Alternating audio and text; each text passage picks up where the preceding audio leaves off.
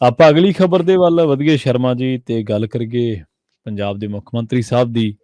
ਵੈਸੇ ਜਦੋਂ ਸੱਤਾ ਹੱਥ ਦੇ ਵਿੱਚ ਆਉਂਦੀ ਹੈ ਤੇ ਹਰ ਬੰਦੇ ਦੇ ਵਿਚਰਨ ਦਾ ਨਜ਼ਰੀਆ, ਤਰੀਕਾ ਤੇ ਹੋਰ ਚੀਜ਼ਾਂ ਕੰਮਕਾਰ ਕਰਨ ਦੇ ਤਰੀਕੇ ਬਦਲ ਜਾਂਦੇ ਆ। ਬੰਦਾ ਪਿੰਡ ਦਾ ਮੈਂਬਰ ਬਣ ਜੇ ਨਾ, ਉਹ ਵੀ 4 ਕੁ ਦਿਨ ਪੱਬਾਂ ਤੇ ਹੀ ਤੁਰਦਾ, ਅੱਡੀਆਂ ਤੇ ਨਹੀਂ ਤੁਰਦਾ। ਨਾਲੇ ਪਤਾ ਹੁੰਦਾ ਵੀ ਅਗਲੇ ਵਾਰਡ ਦਾ ਕੁਛ ਹੋਰ ਆ ਤੇ ਸਰਪੰਚ ਨੇ ਕਰਨੀ ਉਹੀ ਹੈ ਜੋ ਉਹਦੇ ਮਨ 'ਚ ਆਈ। ਮੁੱਖ ਮੰਤਰੀ ਦੀ ਕੁਰਸੀ ਤਾਂ ਖੈਰ ਬਹੁਤ ਵੱਡੀ ਹੈ, ਪਰ ਲੋਕਾਂ ਨੇ, ਪੰਜਾਬ ਦਿਆਂ ਨੇ ਫਤਵਾ ਵੀ ਬਹੁਤ ਵੱਡਾ ਦਿੱਤਾ। ਪਰ ਮੁੱਖ ਮੰਤਰੀ ਸਾਹਿਬ ਨੂੰ ਇੱਕ ਛੋਟੀ ਜਿਹੀ ਬਿਮਾਰੀ ਹੋ ਗਈ ਹੈ। ਬਿਮਾਰੀ ਏਡੀ ਸੀਰੀਅਸ ਨਹੀਂ ਹੈ, ਜਿਹੜੇ ਉਹਨਾਂ ਦੇ ਚਾਹੁਣ ਵਾਲੇ ਨੇ ਉਹ ਗੁੱਸਾ ਨਾ ਕਰਨ। ਭੁੱਲਣ ਦੀ ਬਿਮਾਰੀ ਹੈ ਜੀ ਮੁੱਖ ਮੰਤਰੀ ਸਾਹਿਬ ਨੂੰ। ਇਹ ਬਿਲਕੁਲ ਇਸ ਬਿਮਾਰੀ ਦੀ ਖਾਸੀ ਚਰਚਾ ਪ੍ਰਵੀਨ ਜੀ, ਕਿ ਮੁੱਖ ਮੰਤਰੀ ਸਾਹਿਬ ਪੰਜਾਬ ਦੇ ਮੁਲਾਜ਼ਮਾਂ ਨੂੰ ਇਹ ਕਹਿ ਕੇ ਕਿ ਤੁਹਾਨੂੰ ਭਾਈ ਪੱਕੇ ਕਰ ਦੇਣਾ ਜੀ, ਉਹ ਭੁੱਲ ਜਾਂਦੇ ਨੇ। ਐਲਾਨ ਕਰਕੇ ਭੁੱਲ ਜਾਂਦੇ ਨੇ ਕਿ ਹਾਂ ਮੈਂ ਐਲਾਨ ਕੀਤਾ। ਪੰਜਾਬ ਦੇ ਮੁੱਖ ਮੰਤਰੀ ਸਾਹਿਬ ਨੇ ਐਲਾਨ ਕੀਤਾ ਕਿ ਜੀਰਾ ਸ਼ਰਾਬ ਫੈਕਟਰੀ ਬੰਦ ਆ ਜੀ, ਉਹਦਾ ਨੋਟੀਫਿਕੇਸ਼ਨ ਜਾਰੀ ਕਰਨਾ ਹੀ ਭੁੱਲ ਗਏ। ਹੋਰ ਛੱਡੋ, ਕੈਬਨਿਟ ਦੀ ਬੈਠਕ ਕੀਤੀ। ਕੈਬਨਿਟ ਦੀ ਬੈਠਕ ਦੇ ਵਿੱਚ ਪੈਟਰੋਲ ਤੇ ਟੈਕਸ ਵਧਾਤਾ ਜੀ, ਡੀਜ਼ਲ ਤੇ ਟੈਕਸ ਵਧਾਉਣਾ, ਇੱਧਰ ਦੁੱਧ ਮਹਿੰਗਾ ਕਰਤਾ ਵੇਰਕਾ ਨੇ 3 ਰੁਪਏ ਸਿੱਧਾ ਹੀ ਚੱਕ ਦੋ ਫੱਟੇ। ਉਧਰ ਮੁੱਖ ਮੰਤਰੀ ਸਾਹਿਬ ਕਹਿੰਦੇ ਕੈਬਨਿਟ ਦੀ ਬੈਠਕ ਨੇ ਲਓ ਜੀ ਮਤਾ ਪਾਸ ਕਰਤਾ, ਰੇਤ ਅਸੀਂ ਸਸਤਾ ਕਰਤਾ, ਫਾਰਮੂਲਾ ਉਹੀ ਚੰਨੀ ਵਾਲਾ ਜੀ। ਕਿਆ ਜਾਓ ਭਾਈ ਅਸੀਂ ਇੰਨੀਆਂ ਸਾਈਟਾਂ ਖੋਲਤੀਆਂ, ਤੁਸੀਂ ਆਪਣੀ ਮਰਜ਼ੀ ਨਾਲ ਕੱਢ ਲਓ, ਇੰਨੇ ਰੁਪਏ ਫੁੱਟ, 5 ਰੁਪਏ 50 ਪੈਸੇ ਪ੍ਰਤੀ ਫੁੱਟ ਦੇ ਹਿਸਾਬ ਨਾਲ, ਤੇ ਢਵਾਈ ਦਾ ਲਦਾਈ ਦਾ ਖਰਚਾ ਆਪਣਾ ਅੱਡ ਪਾ ਲਓ, ਟਰਾਂਸਪੋਰਟ ਖਰਚਾ ਅੱਡ ਹੈ, ਇਹ ਤੋਂ ਬਿਨਾਂ ਤੁਸੀਂ ਆਪੇ ਜਾ ਕੇ ਲਿਆ ਕਰੋ। ਲਓ ਜੀ ਅਸੀਂ ਤਾਂ ਮੁਫਤ ਕਰਤਾ ਇੱਕ ਤਰ੍ਹਾਂ ਨਾਲ ਰੇਤੀਆਂ। ਜੀ, ਜੀ। ਇਹੀ ਫਾਰਮੂਲਾ ਤਾਂ ਪਹਿਲਾਂ ਚੱਲਦਾ ਸੀ, ਫਿਰ ਨਵਾਂ ਕੀ ਲਿਆਂਦਾ? ਸੋ ਇਹ ਕੈਬਨਿਟ ਦੇ ਵਿੱਚ ਇਹ ਸਾਰਾ ਕੁਝ ਤਾਂ ਆਇਆ। ਨਵੀਂ ਕਹਿੰਦੇ ਜੀ ਉਦਯੋਗਿਕ ਨੀਤੀ ਆ ਗਈ, ਨਵੀਂ ਇਲੈਕਟ੍ਰੋਨਿਕ ਵਹੀਕਲ ਪਾਲਿਸੀ ਆ ਗਈ, ਉਹਦੇ ਤਹਿਤ ਛੂਟ ਆ ਗਈ। ਪਰ ਜਨਾਬ ਜੇ ਕੱਚੇ ਮੁਲਾਜ਼ਮਾਂ ਨੂੰ ਪੱਕੇ ਕਰਨਾ ਭੁੱਲ ਸਕਦੇ ਨੇ, ਜੀਰੇ ਸ਼ਰਾਬ ਫੈਕਟਰੀ ਦਾ ਨੋਟੀਫਿਕੇਸ਼ਨ ਕੱਢਣਾ ਭੁੱਲ ਸਕਦੇ ਨੇ, ਫਿਰ ਤਾਂ ਲੋਕ ਚਰਚਾ ਕਰਨਗੇ ਬਾਈ ਜੀ ਕਿ ਮੁੱਖ ਮੰਤਰੀ ਨੂੰ ਭੁੱਲਣ ਦੀ ਬਿਮਾਰੀ ਹੋ ਗਈ। ਪ੍ਰਵੀਨ ਜੀ ਲਗਭਗ 6 ਮਹੀਨੇ ਤੋਂ ਵੱਧ ਸਮਾਂ ਹੋ ਗਿਆ ਜੀਰੇ ਤੇ ਧਰਨੇ ਚੱਲਦੇ ਨੇ।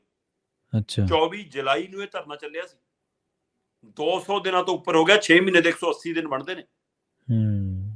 200 ਦਿਨਾਂ ਤੋਂ ਵੱਧ ਦਾ ਧਰਨਾ ਜਿਹਦੇ ਚੱਲ ਰਿਹਾ ਹੋਵੇ ਤੇ ਪੰਜਾਬ ਦੇ ਮੁੱਖ ਮੰਤਰੀ ਨੇ ਪਿਛਲੇ ਦਿਨਾਂ ਦੇ ਵਿੱਚ ਜਨਵਰੀ ਚੜ੍ਹਦੇ ਹੀ ਐਲਾਨ ਕੀਤਾ ਹੋਵੇ ਕਿ ਭਾਈ ਜੀ ਅਸੀਂ ਜੀਰਾ ਸ਼ਰਾਬ ਫੈਕਟਰੀ ਬੰਦ ਕਰਦੇ ਹਾਂ। ਆਪ ਸਾਹਮਣੇ ਆ ਕੇ ਸਕਰੀਨ ਤੇ ਆ ਕੇ ਆਪ ਕਿਹਾ ਹੋਵੇ ਕਿ ਲੋਕ ਹਿੱਤ ਲਈ, ਤੇ ਉਹ 18 ਜਨਵਰੀ ਦਾ ਕੀਤਾ ਐਲਾਨ ਆ ਫਰਵਰੀ ਮਹੀਨਾ ਚੜ ਗਿਆ ਤੇ ਜਨਾਬ ਨੂੰ ਯਾਦ ਹੀ ਨਹੀਂਗਾ ਕਿਸੇ ਨੋਟੀਫਿਕੇਸ਼ਨ ਜਾਰੀ ਕਰਨਾ ਜੀ। ਸੋ ਫਿਰ ਲੋਕ ਤਾਂ ਕਹਿਣਗੇ। ਸੋ ਇਸ ਲਈ ਕੱਲ ਧਰਨਾਕਾਰੀਆਂ ਨੇ ਇਹ ਸਵਾਲ ਖੜਾ ਕੀਤਾ ਕਿ ਸਾਨੂੰ ਲੱਗਦਾ ਸਾਡੇ ਮੁੱਖ ਮੰਤਰੀ ਸਾਹਿਬ ਨੂੰ ਭੁੱਲਣ ਦੀ ਬਿਮਾਰੀ ਹੋ ਗਈ ਆ ਜੀ। ਸੋ ਅਸੀਂ ਉਹਨਾਂ ਨੂੰ ਚੇਤੇ ਕਰਾਉਣਾ ਹੈ ਕਿ ਤੁਸੀਂ ਇਹ ਕਿਹਾ ਸੀਗਾ ਜੀ ਉਹਦਾ ਨੋਟੀਫਿਕੇਸ਼ਨ ਜਾਰੀ ਕਰ ਦਿਓ। ਉਹਨਾਂ ਨੇ ਨਾਲ ਚੇਤਾਵਨੀ ਵੀ ਦਿੱਤੀ ਕਿ ਇਹ ਭੁਲੇਖੇ ਚ ਨਾ ਰਿਓ ਕਿ ਅਸੀਂ ਭੁੱਲ ਗਏ ਹਾਂ ਕਿ ਹਾਂ ਜੀ ਤੁਸੀਂ ਐਲਾਨ ਕਰਤਾ ਸੀ ਘਰਾਂ ਨੂੰ ਚਲੇ ਜਾਵਾਂਗੇ। ਤੁਸੀਂ ਭੁੱਲ ਗਏ ਹੋਗੇ, ਅਸੀਂ ਨਹੀਂ ਭੁੱਲੇ। ਜਦੋਂ ਤੱਕ ਚਿੱਠੀ ਨਹੀਂ ਆਉਂਦੀ, ਜਦੋਂ ਤੱਕ ਨੋਟੀਫਿਕੇਸ਼ਨ ਨਹੀਂ ਹੁੰਦਾ, ਜਦੋਂ ਤੱਕ ਫੈਕਟਰੀ ਪੂਰੇ ਤੌਰ ਤੇ ਇੱਥੋਂ ਖਤਮ ਨਹੀਂ ਹੁੰਦੀ, ਤਦ ਤੱਕ ਸਾਡਾ ਧਰਨਾ ਜਾਰੀ ਰਹੂਗਾ। ਸੋ ਇਸ ਲਈ ਇਹ ਧਰਨਾ ਦਿੱਲੀ ਵਾਲੇ ਮੋਰਚੇ ਵਾਂਗ ਸਾਲ ਵੱਲ ਨੂੰ ਵੱਧਦਾ ਜਾ ਰਿਹਾ ਤੇ ਸਰਕਾਰ ਨੋਟੀਫਿਕੇਸ਼ਨ ਕੱਢਣ ਤੋਂ ਵਿਭਾਗੀ ਨੂੰ, ਬੇਸ਼ੱਕ ਇਹ ਮਾਮਲਾ ਅਦਾਲਤ ਚ ਹੈ ਜੀ, ਤੇ ਸਰਕਾਰ ਨੇ ਇੱਕ ਤਰ੍ਹਾਂ ਨਾਲ ਲੋਕਾਂ ਮੂਹਰੇ ਦੋ ਤਰ੍ਹਾਂ ਦੀ ਖੇਡ ਖੇਡੀ ਹੈ ਇਸ ਤਰ੍ਹਾਂ ਐਲਾਨ ਕਰਕੇ। ਇੱਕ ਖੇਡ ਤਾਂ ਇਹ ਖੇਡੀ ਕਿ ਬਾਕੀ ਪੰਜਾਬ ਚ, ਬਾਕੀ ਪੰਜਾਬੀ ਭਾਈਚਾਰੇ ਚ, ਦੁਨੀਆ ਭਰ ਚ ਬੈਠੇ ਜਿਸ ਨਾਲ ਚੱਲ ਲਓ ਜੀ ਸ਼ਰਾਬ ਦੀ ਫੈਕਟਰੀ ਤਾਂ ਬੰਦ ਹੋ ਗਈ, ਮਾਮਲਾ ਖਤਮ। ਹਾਂਜੀ ਹਾਂਜੀ। ਪਰ ਉੱਥੇ ਧਰਨਾ ਚੱਲੀ ਜਾਂਦਾ। ਇਸ ਲਈ ਲੋਕਾਂ ਦਾ ਧਰਨੇ ਤੋਂ ਧਿਆਨ ਹਟ ਜਾਵੇ, ਲੋਕ ਉੱਥੋਂ ਜਾਣੋਂ ਹਟ ਜਾਣ, ਲੋਕ ਉਧਰੋਂ ਵਿਸਲੇ ਹੋ ਜਾਣ। ਔਰ ਇਹ ਚਰਚਾ ਹੈ ਵੀ ਹੈ ਪੰਜਾਬ ਚ, ਪੜ੍ਹਿਆ ਲਿਖਿਆ ਵਰਗ ਇਹ ਮਹਿਸੂਸ ਕਰੀ ਜਾਂਦਾ ਕਿ ਸ਼ਾਇਦ ਧਰਨਾ ਨਿਬੜ ਗਿਆ, ਮੁੱਖ ਮੰਤਰੀ ਨੇ ਬੰਦ ਕਰਤੀ ਫੈਕਟਰੀ। ਪਰ ਉਹ ਧਰਨਾ ਉਸੇ ਤਰ੍ਹਾਂ ਚੱਲ ਰਿਹਾ। ਜੀਰਾ ਸ਼ਰਾਬ ਫੈਕਟਰੀ ਦਾ ਧਰਨਾ ਖਤਮ ਨਹੀਂ ਹੋਇਆ ਕਿਉਂਕਿ ਸ਼ਰਾਬ ਦੀ ਫੈਕਟਰੀ ਅਜੇ ਬੰਦ ਨਹੀਂ ਹੋਈ। ਸੋ ਮੂੰਹ ਜ਼ਬਾਨੀ ਕਿਹਾ ਬੋਲ ਤੇ ਆਰਡਰ ਦੇ ਕੇ ਉੱਥੇ ਪੁਲਿਸ ਭੇਜ ਕੇ ਤਾਲਾ ਲਵਾ ਕੇ ਵਿਭਾਗੀ ਕਾਰਵਾਈ ਕਰਕੇ ਉਹ ਸਾਰਾ ਕੁਝ ਕਿਹਨੇ ਕਰਾਉਣਾ ਸੀ? ਤੇ ਦੂਸਰੇ ਪਾਸੇ ਅਦਾਲਤ ਦੇ ਵਿੱਚ ਮਾਮਲਾ ਚੱਲ ਰਿਹਾ ਜੀ। ਅਦਾਲਤ 'ਚ ਸਰਕਾਰ 15 ਕਰੋੜ ਪਹਿਲਾਂ, 5 ਕਰੋੜ ਬਾਅਦ ਚੋਂ 20 ਕਰੋੜ ਸ਼ਰਾਬ ਦੇ ਫੈਕਟਰੀ ਨੂੰ ਭਰਨ ਦੇ ਦਮ ਭਰ ਚੁੱਕੀ ਆ ਜੀ। ਤੇ ਉਸੇ ਮਾਮਲੇ ਦੇ ਵਿੱਚ ਹੁਣ ਇਹ ਰਿਪੋਰਟ ਵੀ ਦਵੇ ਫਿਰ। ਪਰ ਉੱਥੇ ਮੈਨੂੰ ਲੱਗਦਾ ਇਹਨਾਂ ਨਾਲ ਪੱਖ ਬਚਾ ਲਿਆ ਕਿ ਜੇ ਅਦਾਲਤ 'ਚ ਕੱਲ ਨੂੰ ਗੱਲ ਹੋ ਗਈ ਸੀ ਕਹਾਂਗੇ ਦੇਖੋ ਜੀ ਇਸ ਤਾਂ ਲੋਕਾਂ ਦੇ ਹਿੱਤ 'ਚ ਕੀਤਾ ਸੀਗਾ, ਬਾਕੀ ਜੋ ਕੋਰਟ ਦਾ ਫੈਸਲਾ ਸਾਨੂੰ ਮਨਜ਼ੂਰ ਹੈ ਜੀ। ਪਰ ਉੱਥੇ ਵੀ ਤਾਂ ਇਸ ਮੂੰਹ ਜ਼ਬਾਨੀ ਨਹੀਂ ਕਹੋਗੇ ਨਾ ਕਿ ਬੰਦ ਕੀਤਾ, ਉੱਥੇ ਵੀ ਕੋਈ ਕਾਗਜ਼ ਪੱਤਰ ਤਾਂ ਦਿਖਾਉਣਾ ਪਊਗਾ ਜਾਂ ਉੱਥੇ ਦਿਖਾਉਣਾ ਹੀ ਨਹੀਂ ਚਾਹੁੰਦੀ ਸਰਕਾਰ। ਉਸ ਮਾਮਲੇ 'ਚ ਆਪਣੇ ਆਪ ਨੂੰ ਬਾਹਰ ਹੀ ਰੱਖਣਾ ਚਾਹੁੰਦੀ ਆ।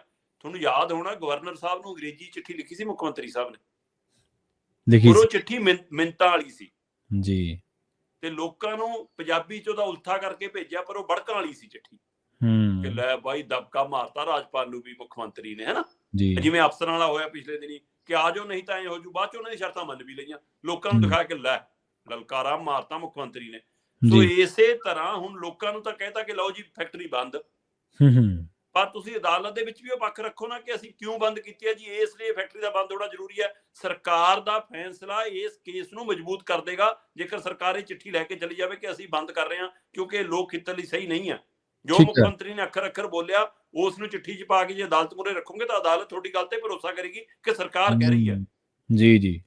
ਪਰ ਤੁਸੀਂ ਉੱਥੇ ਕੋਈ ਕਾਗਜ਼ ਰੱਖਣਾ ਹੀ ਨਹੀਂ ਚਾਹੁੰਦੇ ਕਿਉਂਕਿ ਹੂੰ। ਤੁਹਾਡੀ ਮਨਸ਼ਾ ਹੀ ਨਹੀਂ ਸ਼ਰਾਬ ਦੀ ਫੈਕਟਰੀ ਬੰਦ ਕਰਨਾ, ਕਿਉਂਕਿ ਸ਼ਰਾਬ ਦੀ ਫੈਕਟਰੀਆਂ ਦੇ ਮਾਲਕ ਤੁਹਾਡੇ ਦਿੱਲੀ ਵਾਲੀ ਐਕਸਾਈਜ਼ ਪਾਲਿਸੀ ਬੋਲਦੇ ਨੇ। ਉਹ ਐਕਸਾਈਜ਼ ਪਾਲਿਸੀ ਜਿਹਦੇ ਈਡੀ ਦੇ ਕੋਲ ਤੁਹਾਡੀ ਜਾਂਚ ਚੱਲਦੀ ਆ, ਘੁਟਾਲੇ ਦਾ ਵੀ ਤੁਹਾਡਾ ਮੁੱਖ ਮੰਤਰੀ ਤੇ ਉਪ ਮੁੱਖ ਮੰਤਰੀ ਤੱਕ ਦਾ ਨਾਮ ਹੈ, ਤੇ ਜੀ। ਉਹ ਐਕਸਾਈਜ਼ ਪਾਲਿਸੀ ਦੀ ਫੋਟੋਸਟੇਟ ਕਾਪੀ ਪੰਜਾਬ 'ਚ ਲਿਆਂਦੀ ਹੋਈ ਆ। ਇਸ ਲਈ ਇਸ ਮਾਮਲੇ ਦੇ ਉੱਤੇ ਤੁਸੀਂ ਆਪਣਾ ਪੱਖ ਬਚਾਉਣਾ ਚਾਹੁੰਦੇ ਹੋ ਤੇ ਲੋਕਾਂ ਮੂਹਰੇ ਤੁਸੀਂ ਸਾਫ਼ ਹੋਣਾ ਚਾਹੁੰਦੇ ਹੋ। ਸੋ ਕੱਲ ਸ਼ਰਾਬ ਦੀ ਫੈਕਟਰੀ ਮੂਹਰੇ ਚੱਲ ਰਹੇ ਧਰਨਾਕਾਰੀਆਂ ਨੇ ਕਿਹਾ ਕਿ ਸਾਡਾ ਧਰਨਾ ਉਦੋਂ ਤੱਕ ਜਾਰੀ ਰਹੂਗਾ ਜਦ ਤੱਕ ਨੋਟੀਫਿਕੇਸ਼ਨ ਨਹੀਂ ਹੁੰਦਾ। ਕੈਬਨਿਟ ਦੇ ਵਿੱਚ ਸ਼ਰਾਬ ਫੈਕਟਰੀ ਨੂੰ ਬੰਦ ਕਰਨ ਦਾ ਫੈਸਲਾ ਨਾ ਲਿਆਉਣਾ ਮੱਦਭਾਗਾ ਹੈ ਤੇ ਸਾਨੂੰ ਲੱਗਦਾ ਮੁੱਖ ਮੰਤਰੀ ਸਾਹਿਬ ਨੂੰ ਸਾਡੇ ਨੂੰ ਭੁੱਲਣ ਦੀ ਬਿਮਾਰੀ ਹੋ ਗਈ ਆ। ਉਹ ਐਲਾਨ ਕਰਕੇ ਭੁੱਲ ਗਏ ਕਿ ਨੋਟੀਫਿਕੇਸ਼ਨ ਵੀ ਜਾਰੀ ਕਰਨਾ ਸੀ। ਜੀ, ਜੀ, ਬਿਲਕੁਲ।